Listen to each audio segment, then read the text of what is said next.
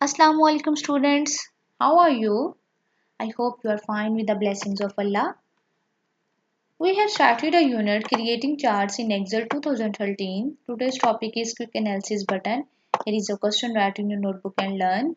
Question is, what do you understand by the quick analysis button? आप quick analysis button के बारे में क्या जानते हैं? So the answer is, the quick analysis tool appears at the bottom corner of the selection of range and helps in creating a chart or a spark lines.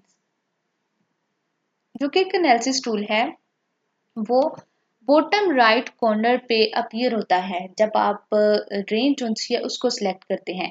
यानी जो आपके पास data होता है आप उसमें से जितनी भी आपने रेंज जोन है सिलेक्ट करनी होती है, यानी जितने आपने सेल्स सिलेक्ट करने होते हैं, जब आप उनको सिलेक्ट करते हैं तो फिर आपके पास एक बटन शो होता है। उस बटन को हम कहते हैं क्विक एनालिसिस टूल। ओके, अब वो बटन जो होता है उस पर आपके पास डिफरेंट ऑप्शंस होते हैं। लाइक ये आपको चार्ट्स बनाने में मदद देता है, स्पार्क लाइन वगैरह क्रिएट करने में आपकी हेल्प करता है और फॉर्मेटिंग वगैरह करने में। ठीक है, so this button is called quick analysis tool और button you can say. So let's see the picture. Okay, in this picture you can see आपके पास ये रेंज थी। आपने जब इसको सिलेक्ट किया तो आपके पास ये बटन अपीयर हुआ क्विक एनालिसिस। जब आप इसके ऊपर क्लिक करेंगे इस बटन पे तो आपके पास डिफरेंट ऑप्शन शो हो रहे हैं, formatting, charts, totals, tables, spark lines. So you can do anything. Okay, and the shortcut key for the quick analysis button is Ctrl plus Q. Let's move to the Excel sheet to see the quick analysis tool. Okay, here is a table and I have to select a range. Okay, जब मैंने इसको select किया तो ये देखें आपके पास एक button appear हुआ है जिसको हम कहते हैं क्विक एनालिसिस बटन और tool. When we click on it, we have different options like formatting, charts, totals, tables, spark lines. You can do anything. Okay, so it is the quick analysis tool or button. Next question is, which type of comparison chart would you use for each of the following? आपके पास different statement है, आपने बताना है कि इन statement से आप कौन सा जो सा चार्ट है वो क्रिएट कर सकते हैं। The first statement is the number of the boys and girls studying in a school over the last 5 years, कि पिछले 5 सालों में जितने भी बॉयज और गर्ल्स स्कूल में पढ़ रहे हैं उनका जो आपने चार्ट है, उनके बारे में जो डाटा है उसकी उनका चार्ट बनाना है। So we can create the chart of boys and girls data, line chart and column chart, कि हम इन स्टूडेंट्स का लाइन चार्ट और कॉलम चार्ट जो है वो बना सकते हैं। लाइक आपके पास गर्ल्स का डाटा है और बॉयज़ का डाटा है। अब आप शो करते हैं कि गर्ल्स का जो डाटा है हम शो करते हैं लाइन चार्ट के थ्रू और जो बॉयज़ का डाटा है वो शो करते हैं कॉलम चार्ट के थ्रू।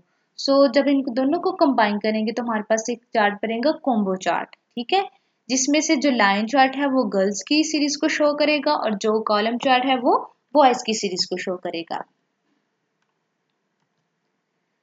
नेक्स्ट है the increase in the price of an ice cream at the same shop in the last 3 years, के पिछले 3 सालों में एक शॉप है उसमें आइसक्रीम की जो प्राइस है वो इंक्रीज होती जा रही है। तो उसके बारे में आप कौन सा जो सा चार्ट है वो ड्राइव करेंगे इस इन सारी प्राइसेस के थ्रू।